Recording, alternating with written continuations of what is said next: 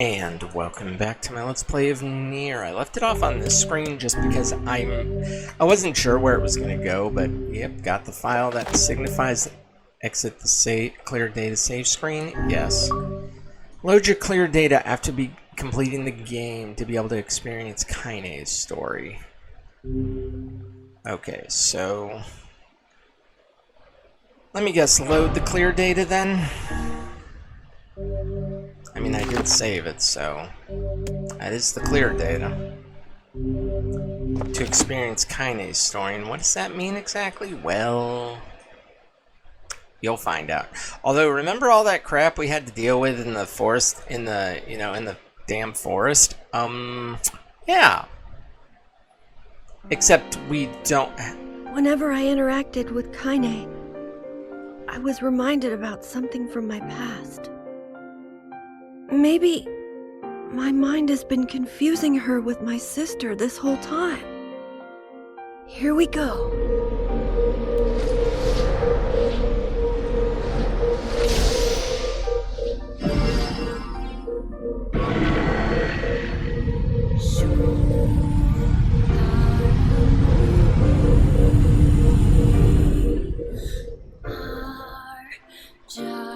Kaine's dreams, discrimination. The sound of rain filled the village. The steep cliffs that surrounded the area magnified sound, causing even the slightest drizzle to rattle like a thunderstorm. Thin wisps of smoke streamed from huts as the villagers huddled in their homes and waited out the rain. A single child, however, had braved the downpour and was now wandering slowly toward the wooden, hawk-shaped weather vane at the center of town. The wanderer reached the vein, which had existed for as long as any could remember, and stared. The child's face was simultaneously delicate and fierce, like a teacup that had survived a shipwreck.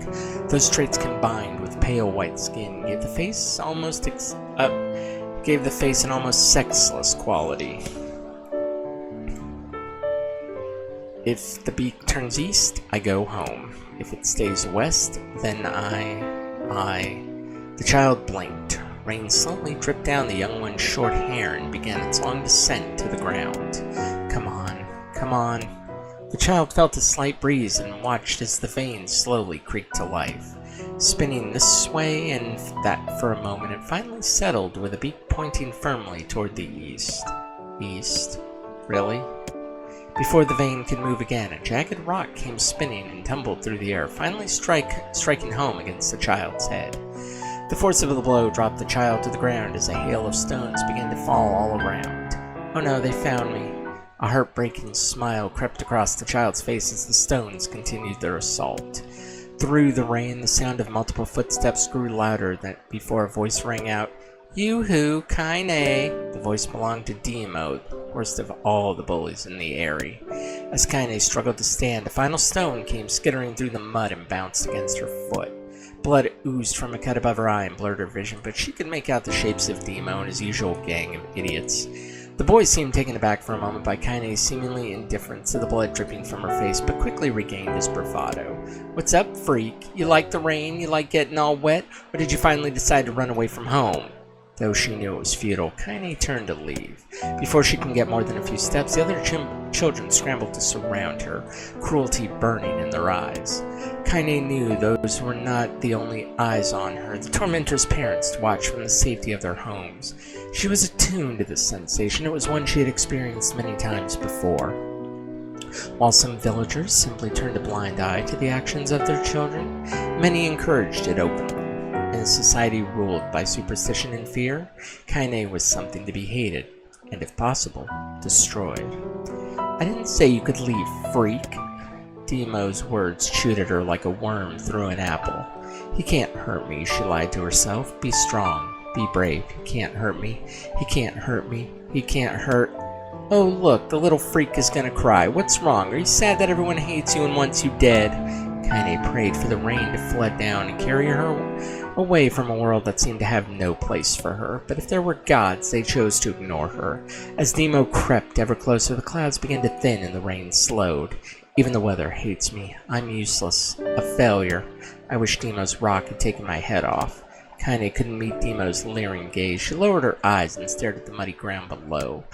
The bully moved forward until he was inches away. She could smell the scent of old meat on his breath. The boy grabbed Kaine's face with thick fingers and yanked it upward. She tried to turn away, but he forced her gaze back and jammed his thumb against her eyelid to pry it open. "You're a freak."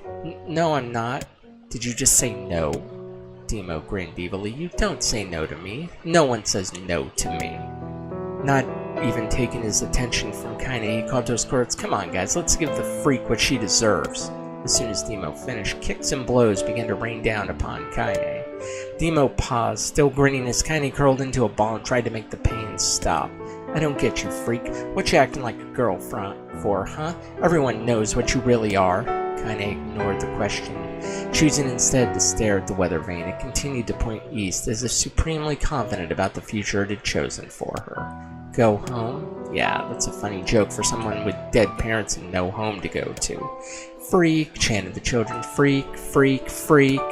Kaine closed her eyes and listened to the rain, waiting for the pain to start again. As the clutching hands of the village children closed around her, she bent her mind to the sound of rain, letting it become her world entire. The rain fell, but the pain never came. Only when the laughter of her tormentors turned to terrified cries did she dare open a single blood-caked eye. Kaine was shocked to see Demo sprawled on the ground, holding his head and screaming in pain.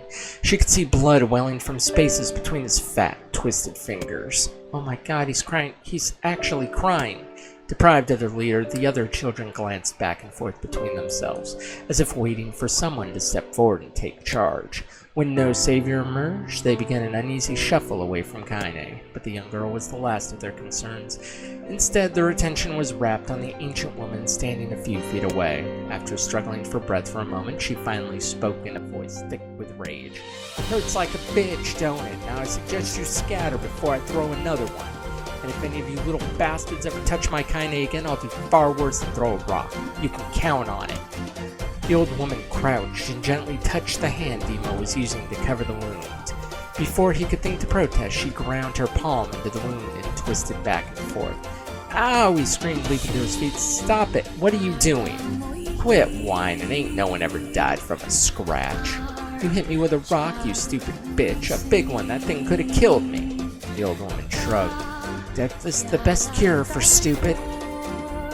Demo's face twisted with rage at her words. Locking his eyes on Kaine, he took a step backward and spat on the ground. "Get out, leave this village. No one wants you here, either of you."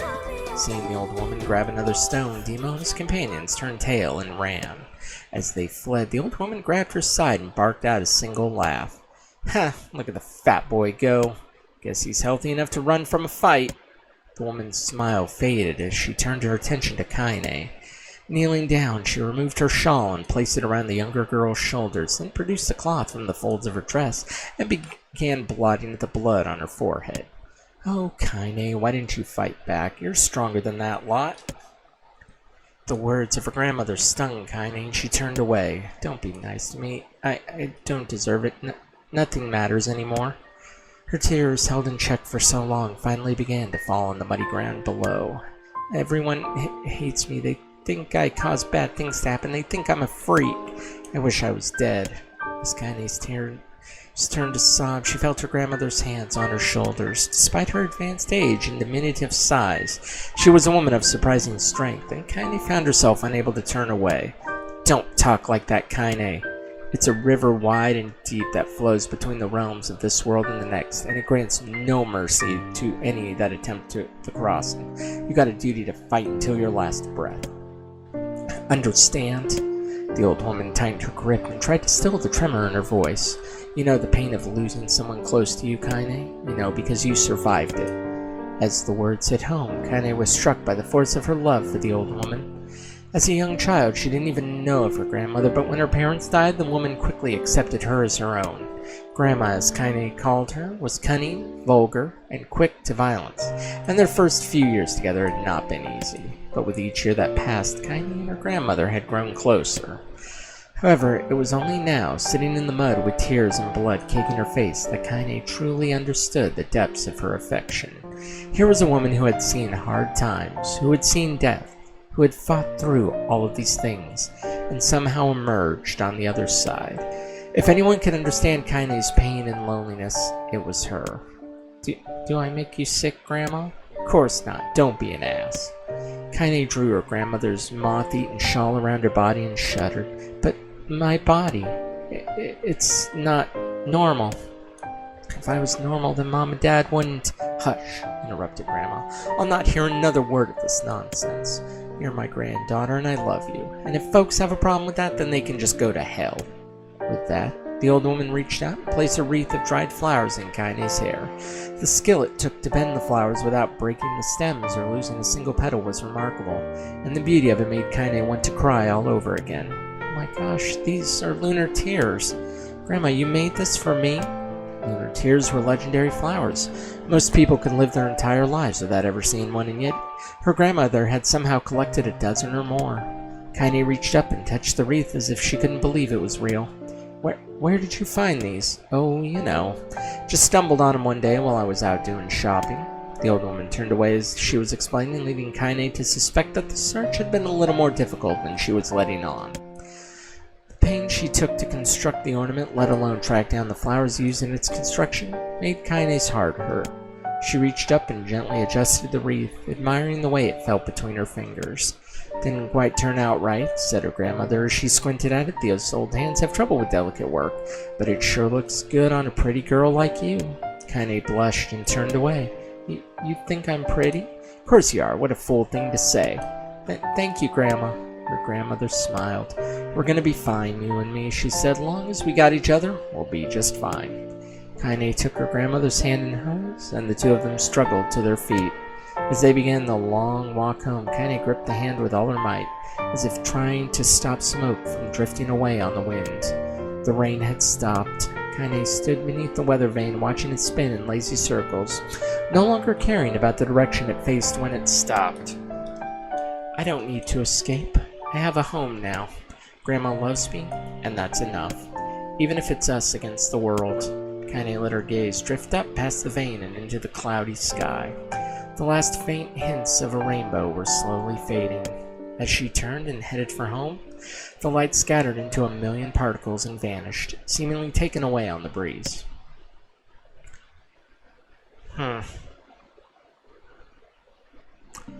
Okay, so here's the thing.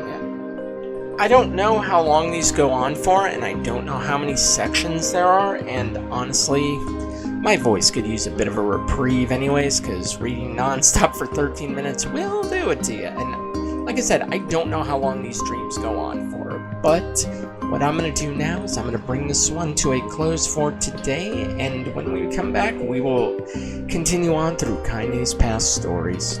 So in the meantime though, if you liked what you saw, make sure you give this video a thumbs up, subscribe to the channel, and of course, as always, thanks for watching.